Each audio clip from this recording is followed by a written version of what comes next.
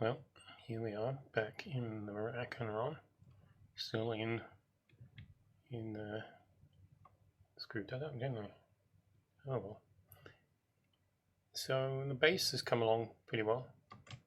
There is highlighting still to do, but it's been a bit of a struggle.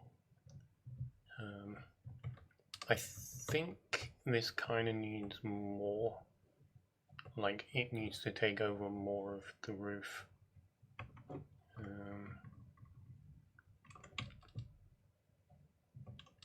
Just to reduce the amount of actual purpur. But it would be really nice if there was just simply maybe another color.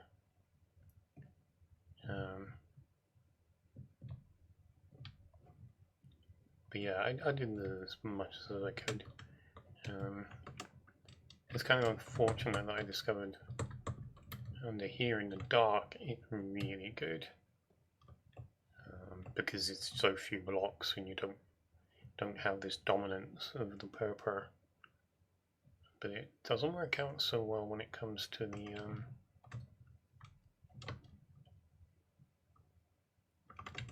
right. Yeah, so this side's been done. Yeah, it just gets in the way too much.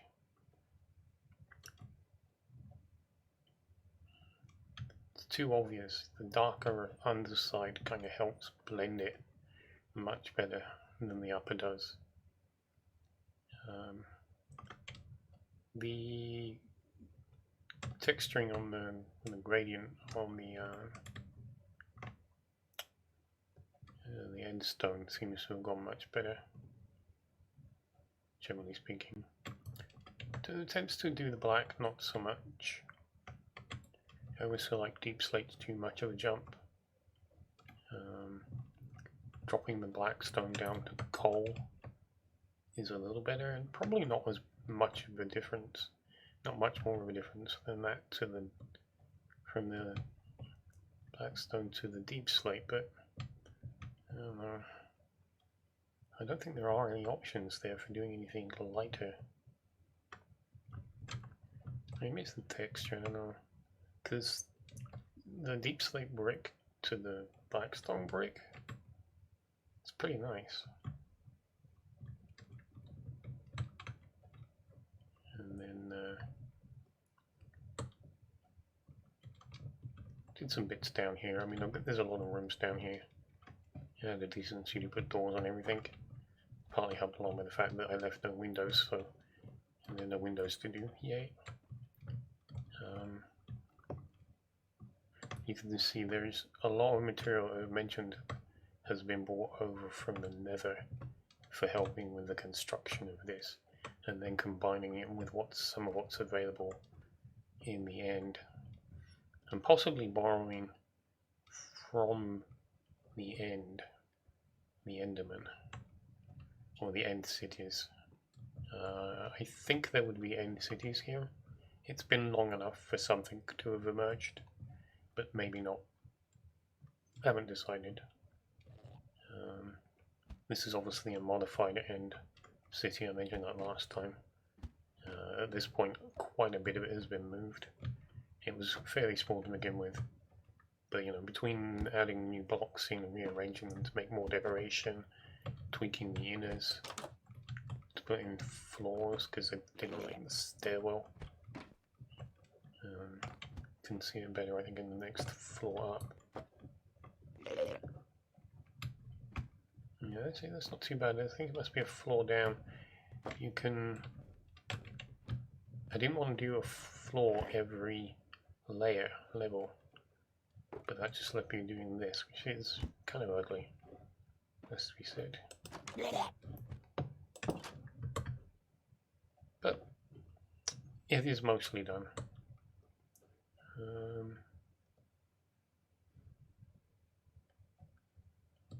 And then the thing I'm currently working on is the Cerberus.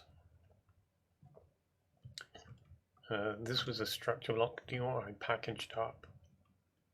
One of actually the first one, the Arium. Yeah, the Arium. brought it over here. Had to do both a flip and a 270 rotation, which meant swapping some of the coordinates, and had to reposition it at least 3 times in the process of discovering some of the errors that were creeping in. But it's here now, and I need to just basically modify it. The main thing I'm doing is putting on the 3 guns at the front, and this will lead eventually to the removal of almost all of the original RAM, battering RAM.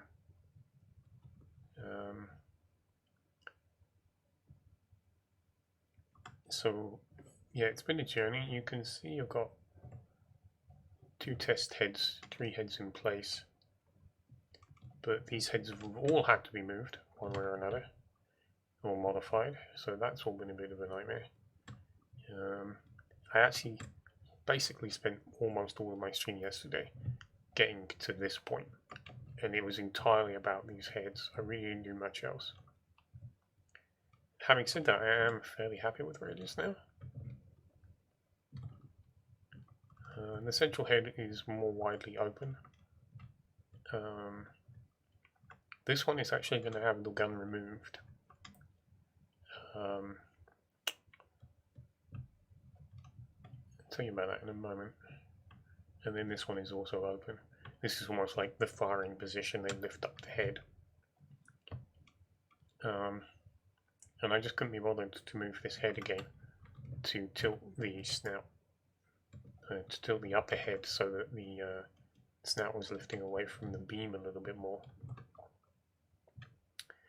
And I kind of answered a whole bunch of questions in the process of sorting this out.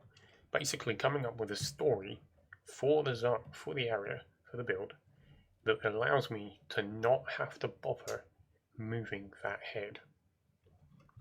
And it's this. So the question I had before I started is, why did the cultists leave behind the Cerberus? It's got the 3 largest guns sat on its front, not counting what the Polyphemus is carrying. These are the gun sizes that are on the front of the Gorgon. Or is it Grendel? I think it's the Gorgon. Anyway. And I thought, this is silly. They wouldn't leave this behind. This is far too powerful. What if it's the oldest ship they have? It's too old. And then that's like, well, okay, fine. Why did they stick void cannons on the front? These cannons are only possible once they come here. So why have they stuck 3 on? It would have required a big modification of the front of the ship. Would have required a modification of some of the interior.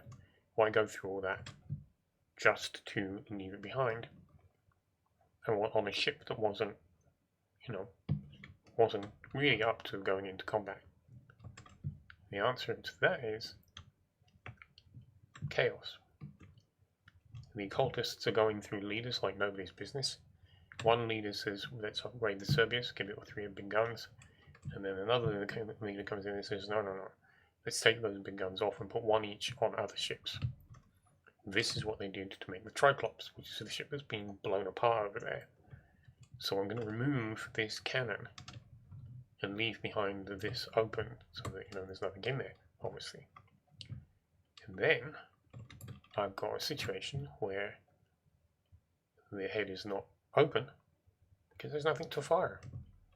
And it isn't so much left behind because they wanted something to defend the base, but they kind of did, but at the same time they left it behind because they didn't think it was worth bringing. Which kind of makes me sympathetic to the fact that the ship is going to be destroyed. It's like, it's the ship itself. No, I don't really care about anybody in it, but the ship has now had a story. It's had an adventure, and it's going to have something of an unceremonious end. Well, we're looking at an unceremonious end, but like a good warrior, it's about to go out in something of a blaze of glory. If you look past the fact that the Void Cultists are not nice people. So there'll be other modifications. The red flag's traditional for the nether ships, which is what this would have been. It's been modified, obviously, to accommodate the modern or more recent developments. I'll modify the back. I'm looking at it going up like this. This is probably going to be taller. I have thought about replacing the sails, but I'm not absolutely sure. As I say, this would be the original look, close to. Oh, I also need to modify this bottom, because at the moment this is almost exactly the same as the Arium. So I'm going to need to alter that. I'm looking at maybe, we got this switch here. Bring the black stone down. Or what if I just to curve it inwards? Get rid of that bump. Spike. Spike. And then this could be slightly bigger here. Should probably put some wall down so I remember that. And then of course this was the marker I put down to get an idea about how big I expected the Titan to be. It's probably slightly larger, but I needed to make sure the ship was high enough that the beam would allow me to have the Titan jumping, which he will be able to do because this is at head height, and I need it to be chest height for him. Chest height-ish. He's blocking the main attack with an arm, so it needs to be in a position where the arm can do that without looking like it's in a really awkward spot. And then we've got this, which is, been progressing in bits and pieces. I put down a few more trees, did all of this. This will be extended or probably modified once these trees are in, because the trees will create new black patches which need to be merged. Kind of like this is far enough away that the trees have done, the end stone has been able to form unaffected by the power of the forest. And then, I'm not sure how many more of these I'm going to do. I think maybe I was thinking that, I don't know, it can fit over there. Maybe one more here. Something like that.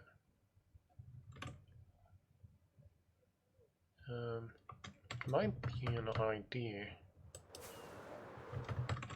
to string some deep slate across here, like this gap, but leave it hanging as if part of it is broken away. I could have a piece of it floating in the void. I've got a little bit of room.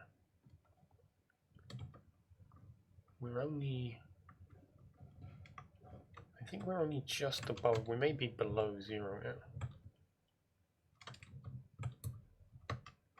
I know that there's, I've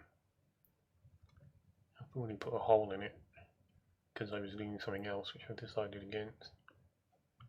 See if I can find it.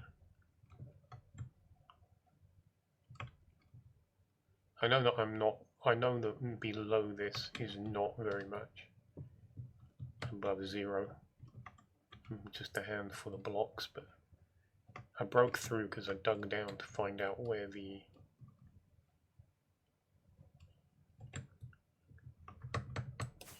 I'll show you. This is basically a dump. They open this, they can open the bottom, and the core will drop through. And the reason for this is that this is usually highly volatile, and there's always a chance that it's going to go off, so they can dump it if that's going to happen. The underside does need to be decorated. I need to find space for weapons.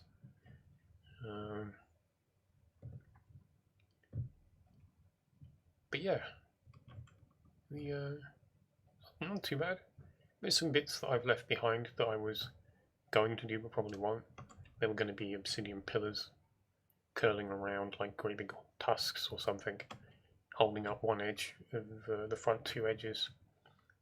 This has largely been abandoned because the idea for the obsidian spikes kind of didn't work well with what I'd already done elsewhere, and almost immediately gave way to the trees and the idea that there was a forest of the Eden, or actually, what would we call that? The edel. So basically, these were these, and then yeah, the catastrophe that hit the end. They're powerful with the elements, so they haven't actually been completely destroyed, but they are not really alive anymore.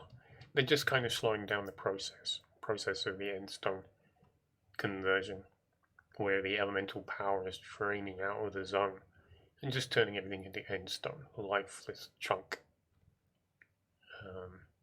I told you the idea actually that the end used to look like this, and that it was visited by the elemental forces and transformed.